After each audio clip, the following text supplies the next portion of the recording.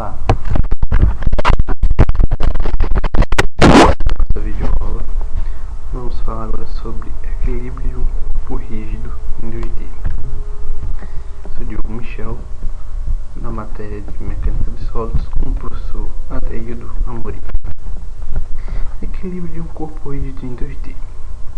Olha, inicialmente até agora nós estávamos trabalhando com o equilíbrio de uma partícula, como essa aqui.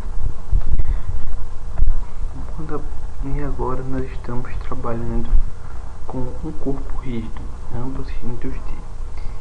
Quando estão 2D, ou seja, eles estão em um plano delimitado por dois eixos ortogonais, nesse caso x e y. Qual a principal diferença entre uma partícula e um corpo rígido? Primeiro, a partícula ela não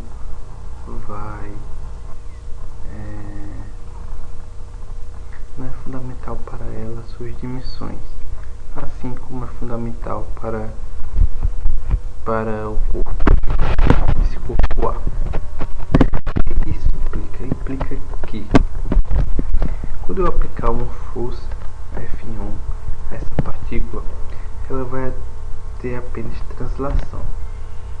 Entretanto, se eu aplicar essa força a um corpo, além da translação, ele também vai ter uma rotação. Essa rotação é em determinado eixo. Nesse caso, um eixo é um eixo ortogonal ao eixo XY, no caso um eixo Z, que sairia para fora ou para dentro dessa tela. O que vai dizer se esse corpo vai girar ou não, quanto ele gira, são os apoios e o eixo que nós tomamos como de rotação. Se o eixo fosse no meio, no lugar aqui na posição de A, então o valor do momento seria diferente. Essa é a grandeza diferente agora quando trabalhamos com o corpo, é o momento. O momento nós vamos definir aqui mais facilmente como a força vezes a distância ortogonal à aplicação da força, ou seja, se essa força está sendo aplicada aqui, a distância ortogonal é nesse sentido. Então, quanto maior a distância da força, maior vai ser o momento. Se o eixo de rotação fosse aqui perto desse F1, a força aqui seria, o momento aqui seria mínimo. Então essa é a principal diferença entre um corpo e uma partícula. A rotação, enquanto a partícula, por não haver dimensões, só sofre translação. Aqui o que eu estava explicando agora, quanto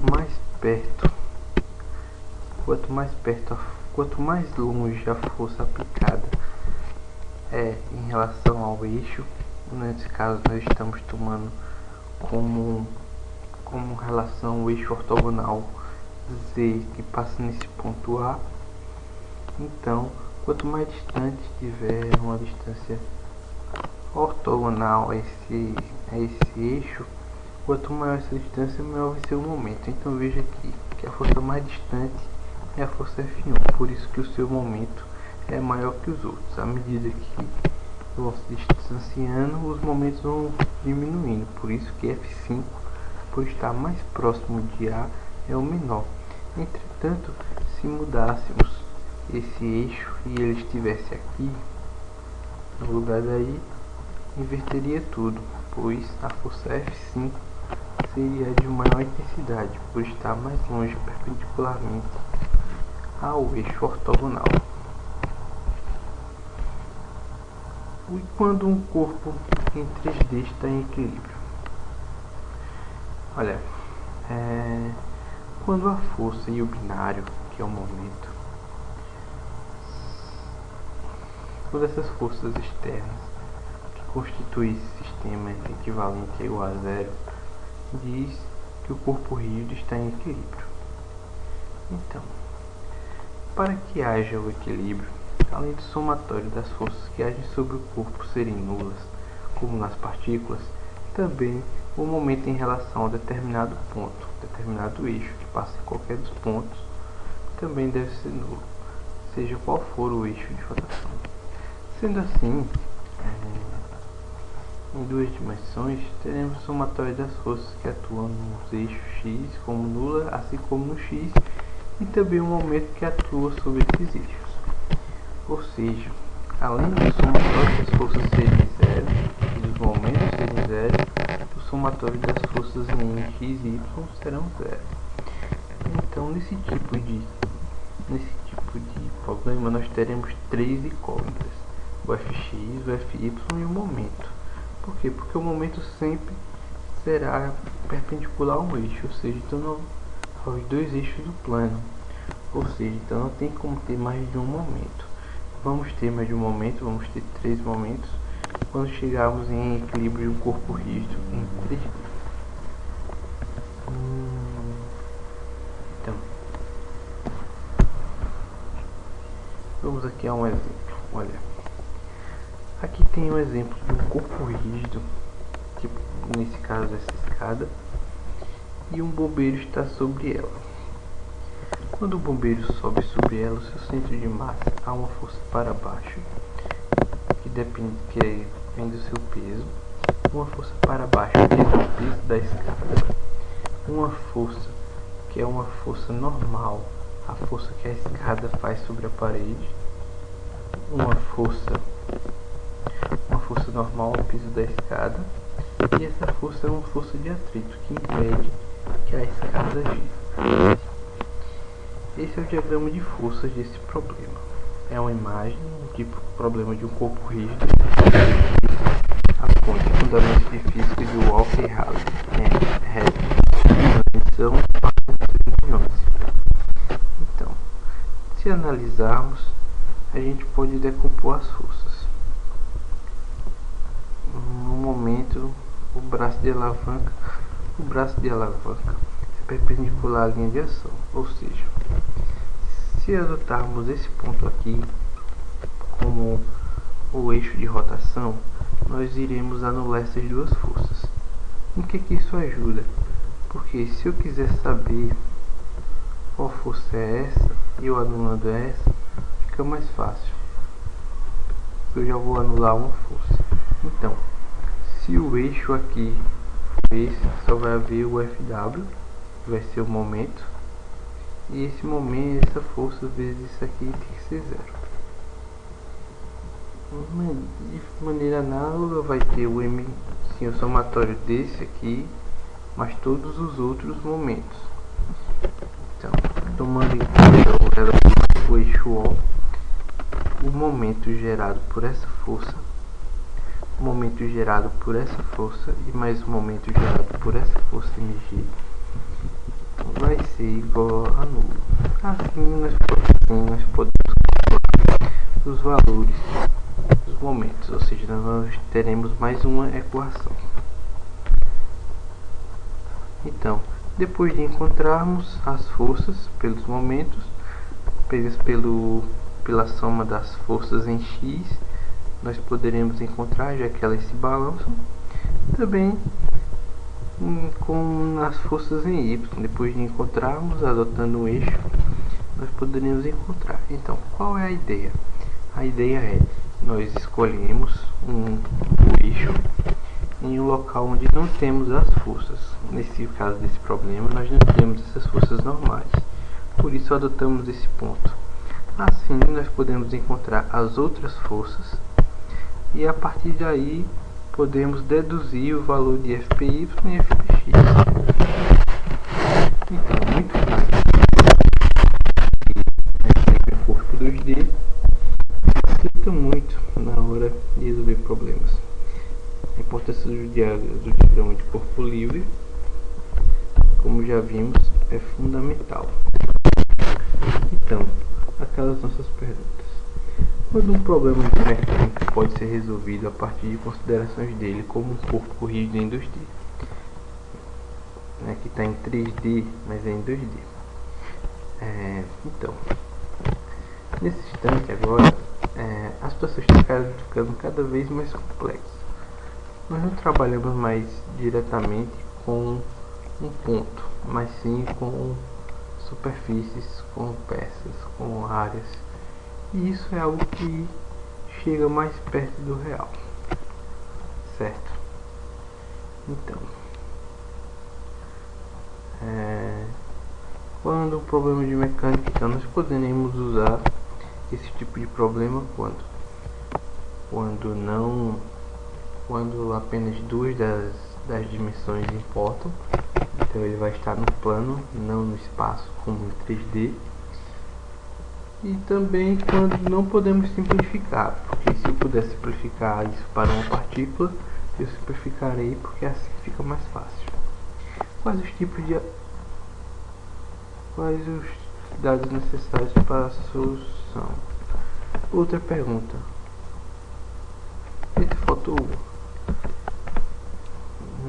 Então, agora, quando o problema... Então, quais os cuidados necessários para isso? Então, os cuidados necessários, devido à fundamental importância do diagrama livre, saber escolher a de extrema importância, indicar todas as forças que o corpo sofre, incluindo a força do peso, que é uma força externa também realizada sobre a peça, é muito importante. Quando nós traçamos um diagrama de corpo livre agora, nós isolamos a peça. Por exemplo, aqui nós tínhamos a escada, o bombeiro, e agora nós a isolamos da parede do bombeiro, deixamos apenas as forças que nos interessam. Então, e como está ficando cada vez mais rebuscado, mais difícil nossa compreensão, nosso senso de matemática, de espaço e vetorial tem que ser cada vez melhor para fim de resolver com clareza esses problemas. Quais os tipos de apoios para corpos rígidos em 2D? Quais as características de cada um deles? Certo. Na compreensão e análise do equilíbrio dos corpos rígidos, duas dimensões, fundamental é analisar os vários tipos de reações que ocorrem entre os apoios e os pontos de contatos que os corpos estão sujeitos ao sistema de forças coplanares em duas dimensões, que é o que estamos trabalhando.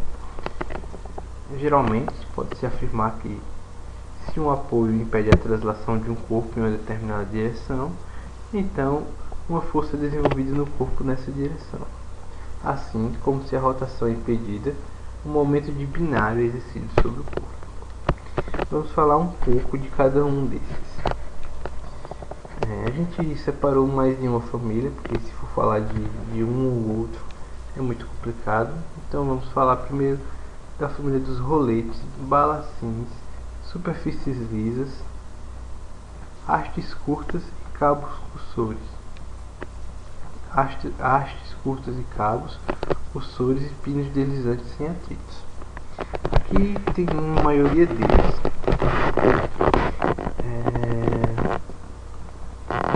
Bem, olha, esse tipo de apoio, eles impedem o movimento em apenas uma das direções e geram uma reação chamada reação equivalente a uma força com linha de ação conhecida. Isso envolve apenas uma incógnita, que é o módulo da reação. Então, a linha de reação deles é conhecida e deve estar indicada no diagrama. Linha de ação conhecida, número de incógnitos só 1, como segue a tabela. A reação pode estar orientada em ambos os sentidos, nos casos de roletes em pistas duplas, hastes, cursores e pinos deslizantes. O que quero dizer? Que esse tipo de vínculos, apenas uma força sobe neles, por isso, bastante, só há um número de incógnitas. Agora, vamos falar sobre pinos polidos em edifícios ajustados, articulações e superfícies rugosas. Elas geram reações equivalentes a uma força de direção desconhecida. O pino deslizante, por sua vez, utiliza também. Eles podem restringir a translação de um corpo livre em todas as direções, mas não restringem a rotação em torno do eixo de conexão. Ou seja, as reações desse grupo, como este aqui, superfície áspera, e pino liso, articulação, este aqui está no outro. As reações desse grupo envolvem duas incógnitas. Apoio fixo, o engateamento, geram reações equivalentes a uma força em um binário. Esse tipo de apoio impede qualquer movimento do corpo livre, imobilizando completamente. Os apoios fixos produzem força sobre toda a superfície de contato. Essas forças formam um sistema binário que pode ser reduzido a uma força em um binário. Essas reações envolvem três incógnitas. Como a gente pode ver aqui, sempre envolve duas forças em um binário, por isso são três incógnitas. Aplicação 1. No laboratório de estruturas, um professor começa a ensaiar uma viga engastada aplicando as cargas de 1 kg em B e 0,5 kg em C, conforme a figura abaixo. Qual a reação em A se o ponto D da viga não encosta no apoio E? Vamos primeiro para a alternativa A. Primeiramente, aqui é o problema físico, tem aqui certos pesos e aqui as distâncias, então vamos calcular as reações em A. Primeiramente, desenhamos aqui o diagrama de corpo livre. Há um momento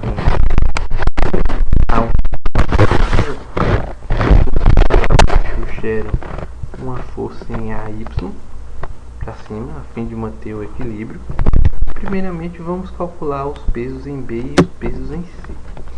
Como é 1 kg aqui, e vezes a aceleração da gravidade, que é 9,81, e aqui 0,5, nós podemos calcular os pesos, que é o peso de B e o peso de C. Fazendo essa multiplicação, temos que o peso de B igual a 9,81 e o peso de C igual a 4,905 newtons. Esses são os pesos. A partir disso, nós fazemos o somatório das forças. Vejamos que no eixo X não existe nenhuma força além de AX. Como o somatório de todas as forças tem que ser zero, só temos AX, isso implica que AX igual a zero. Da mesma maneira, fazemos em relação ao eixo Y. O somatório das forças em Y é igual a zero, ou seja, AY está para cima é positivo, menos PB, porque está para baixo é negativo, menos PC, porque também está para baixo é negativo, tem que ser igual a zero. Isso, substituindo os valores encontrados previamente, nós temos que A igual a 14,715. Como só existe força no eixo Y, então a força resultante em A é 14,715. Agora vamos calcular o momento resultante. A somatória do momento em relação a esse ponto A vai ser o que? Como eu já falei, é a distância perpendicular à linha de ação da força vezes a força, ou seja, em relação a esse ponto, essa distância vezes PB mais essa distância toda vezes PC. Esse vai ser o momento em A.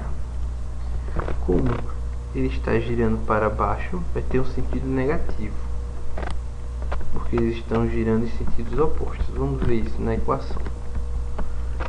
O somatório do momento de A tem que ser igual a zero, então o peso de B vezes o braço da alavanca de B, que é a distância do peso B até o eixo de rotação, negativo porque ele gira no sentido oposto de MA, ele faz a barra girar para o sentido horário, enquanto o MA tende a girar no sentido anti-horário, menos isso, menos a força de C vezes a distância de C.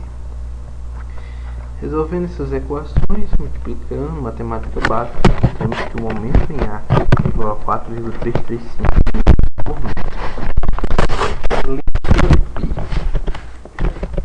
Qual seria o valor da mesma reação se o apoio flexível em E exercesse na viga uma força de 6 N para cima, desconsiderando o peso da viga?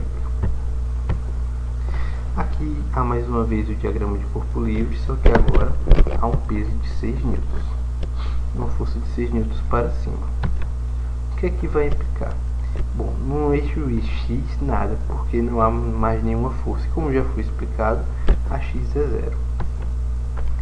Da mesma maneira, fazemos em relação ao eixo Y. A Y está para cima, então AY mais 6, porque está para cima, menos PB menos PC tem que ser igual a zero. Resolvendo isso, nós temos que A igual a 8,75. O que é que isso mudou? Que a mesma quantidade de força que ele aplica é a diferença das forças, ou seja, eu apoiando ali, a quantidade de força que eu faço para apoiar vai ser subtraída da força total feita pela outra parte. Agora o cálculo do momento resultante. O somatório do momento tem que ser igual a zero. O momento de A, que é o que queremos, vai ser igual ao peso de momento de B, que é o peso de B, menos o braço da alavanca, menos o momento de C, que é o peso de C, vezes o braço da alavanca, mais o momento de D. Como o D tende a girar no mesmo sentido de A, então é positivo. Então vai ser 6 vezes toda essa distância. Colocando isso na conta, temos que MA igual a menos WB vezes a distância, menos WC vezes a distância, mais 6 vezes a distância igual a zero. Substituindo e colocando cada um em seu canto, nós temos que MA igual a 1,335 newtons por metro. Muito importante essa parte. Agora as coisas estão fechando mais, estão ficando mais enxutas. Vamos partir agora para o equilíbrio de um corpo em 3D.